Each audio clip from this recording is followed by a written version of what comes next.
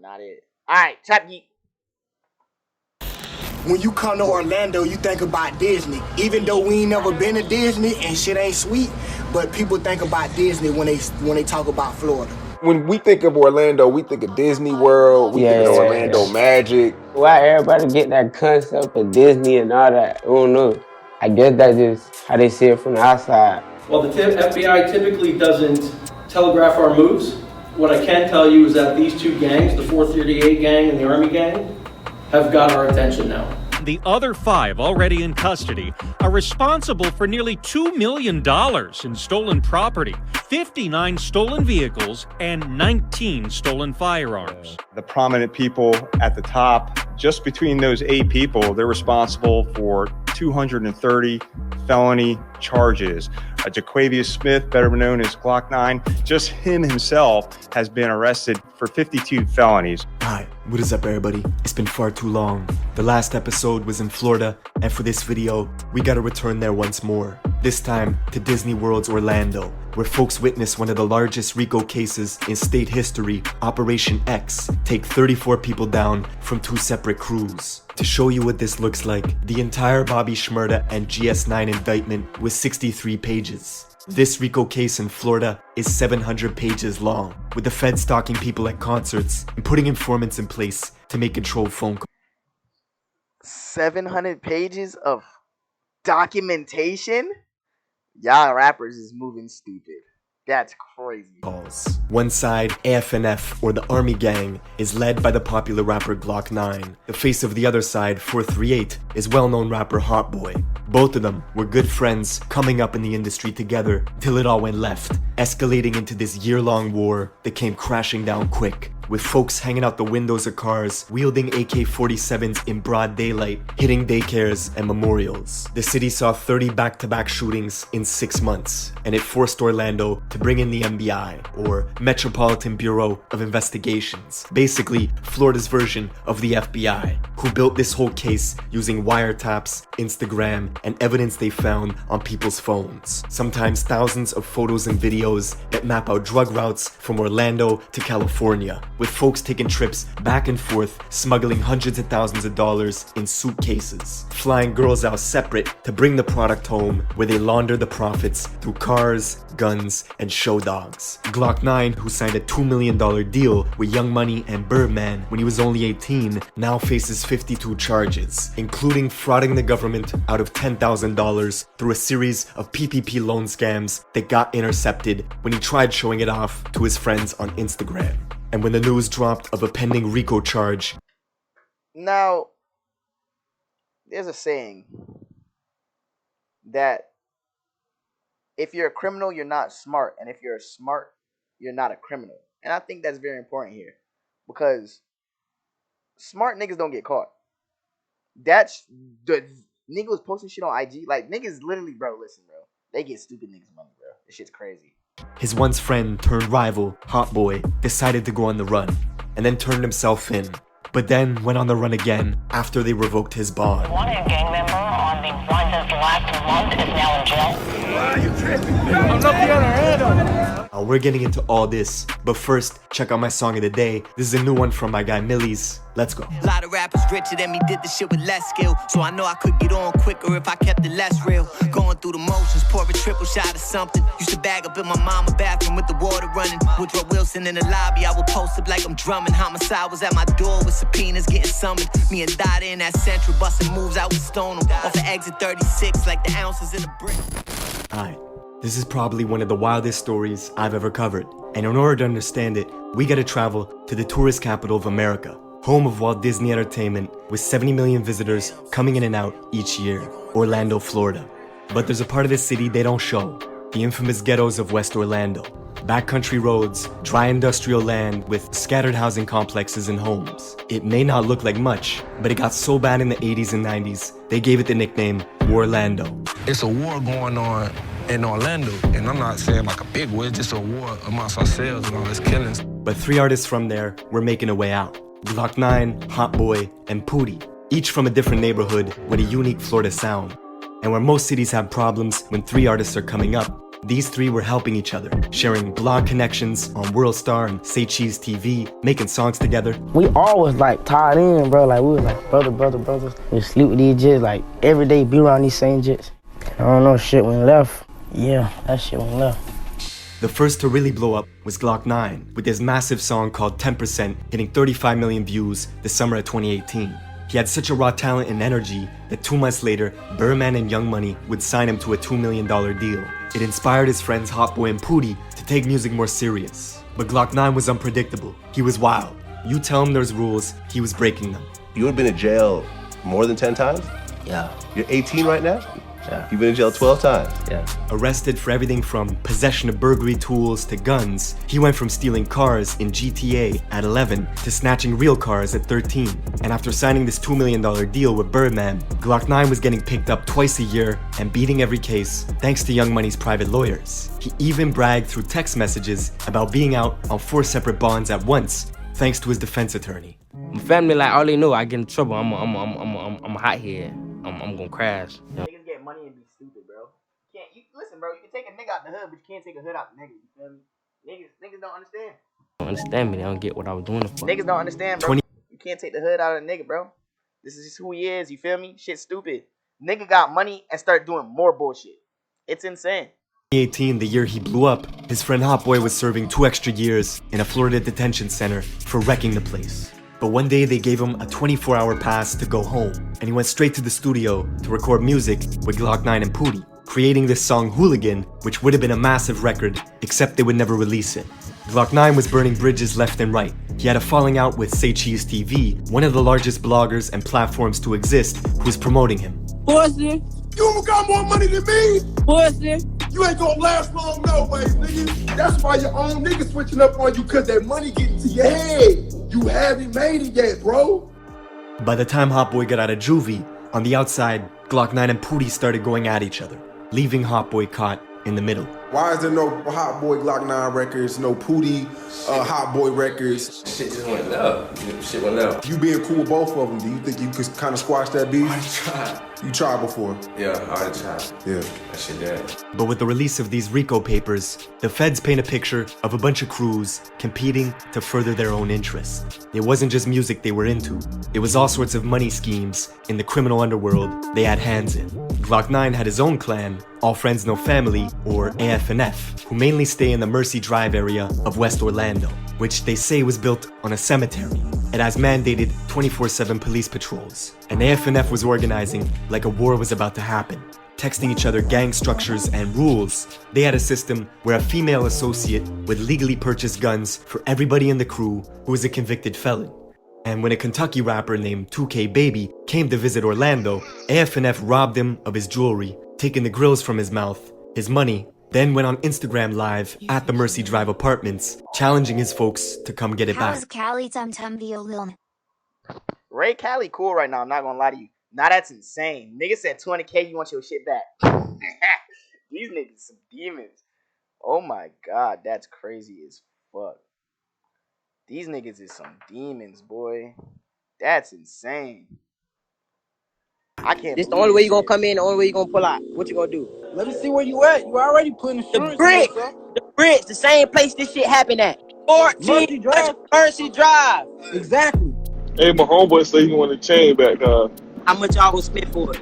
By October of 2019, the tension with the various crews was rising. Pootie dropped this song, Address It, a freestyle where he was dissing Glock 9, saying they both bleed the same and that it was war. And right around then, the Orlando police began putting in surveillance early. They knew shit was starting to boil over. Equally, the crews knew they were being watched. They even set up counter surveillance to watch the feds watching them, posting videos to Instagram with middle finger emojis pointed at hidden squad cars in the bushes. And by the time 2020 rolled around, there were agents watching Hot Boy at all his concerts, with officers stalking Instagram feeds as well because they couldn't believe the money people were pulling in. Hot Boy, of course, had a real rap career, making legitimate music money, but the feds were watching him make plays on his cell phone, texting people for t-shirts, which was a code word for 100 pounds of coke that was to be broken up and resold.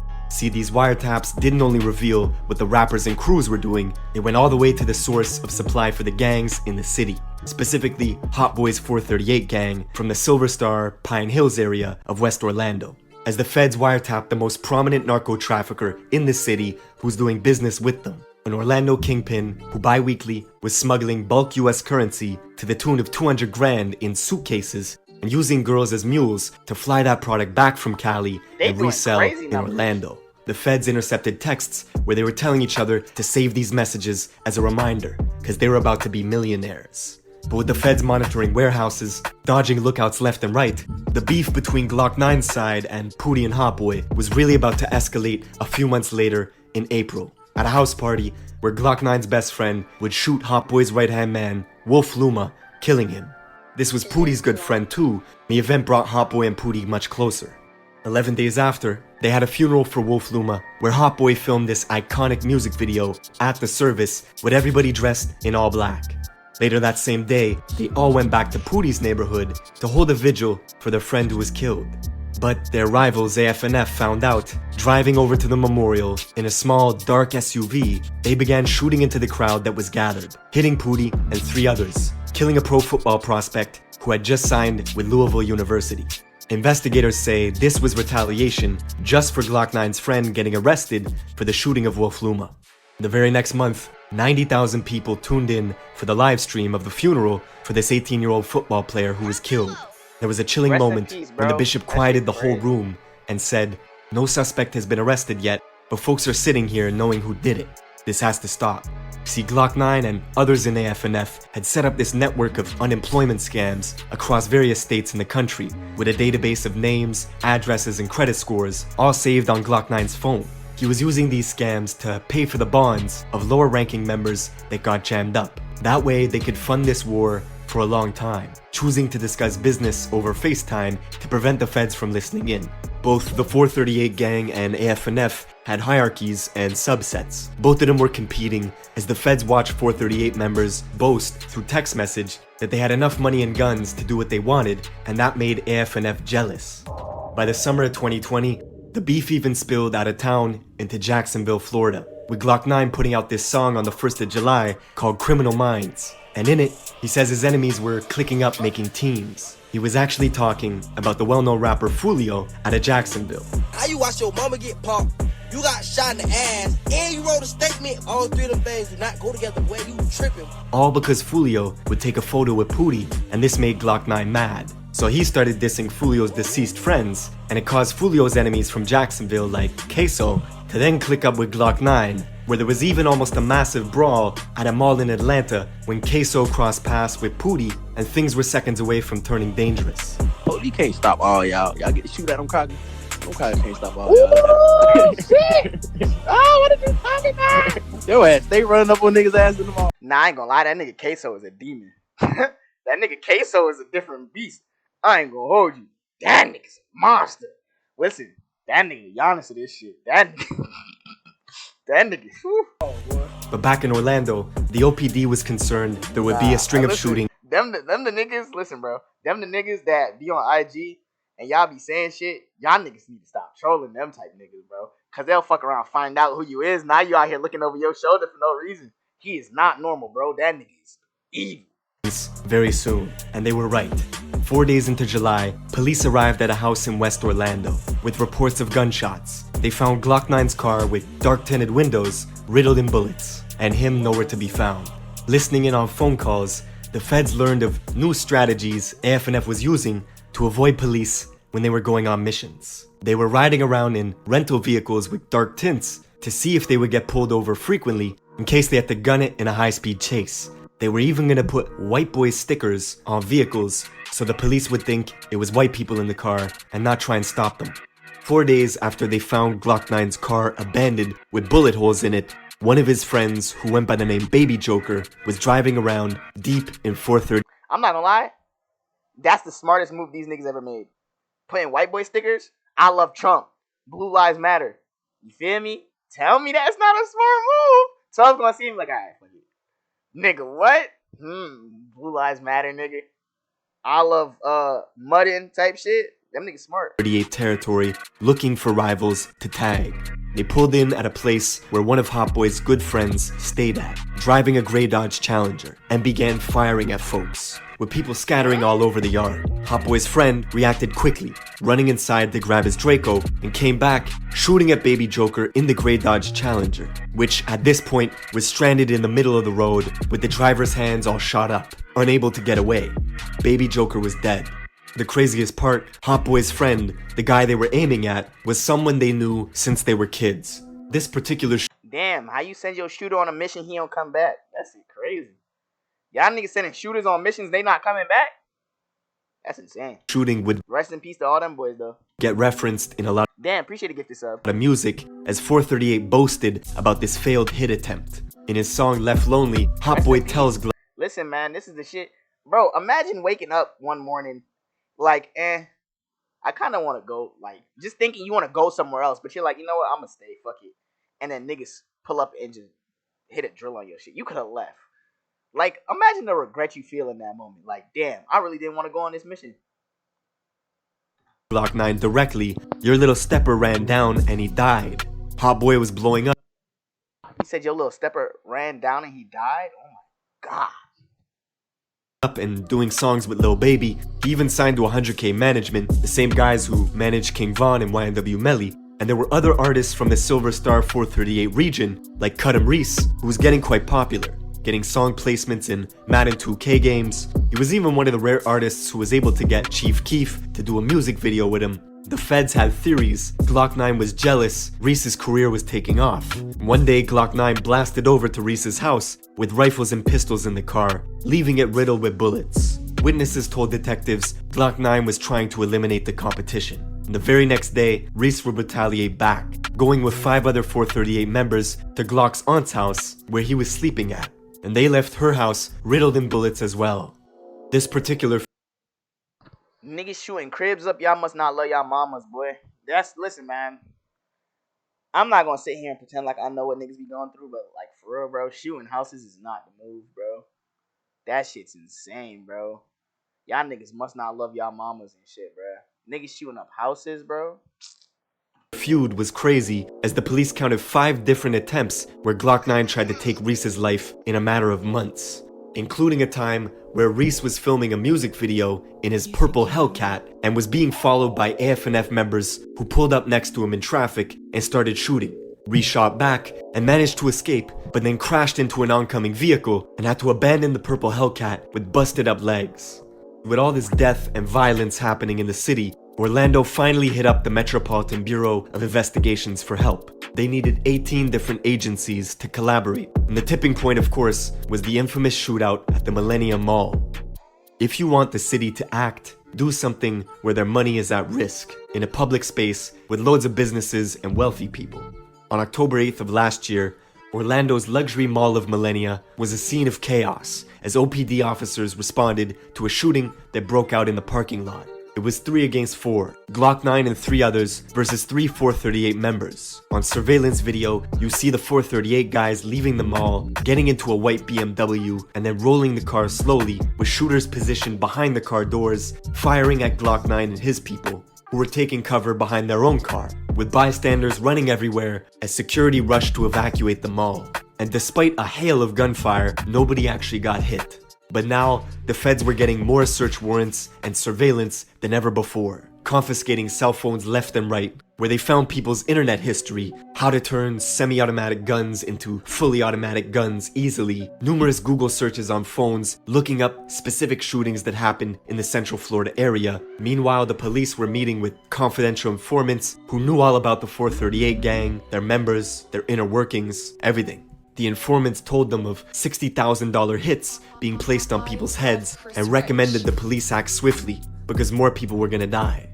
And the rest, well, the rest of the story you know now. 34 people from 2 rival crews brought down in Operation X. And before I let you go, people always ask me what beats are in the video. I've listed the fantastic producers in order in the description below. Glock, you in this video? When is your beat? Glock, you in this video? That's fire, I ain't gonna lie to you. That's kind of fire.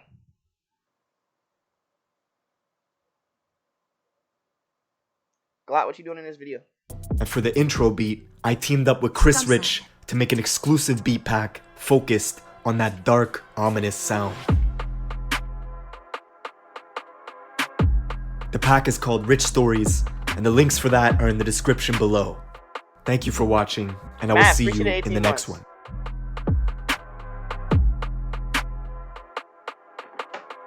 That was a good video though. These niggas need to chill out though. Y'all make too much money to be doing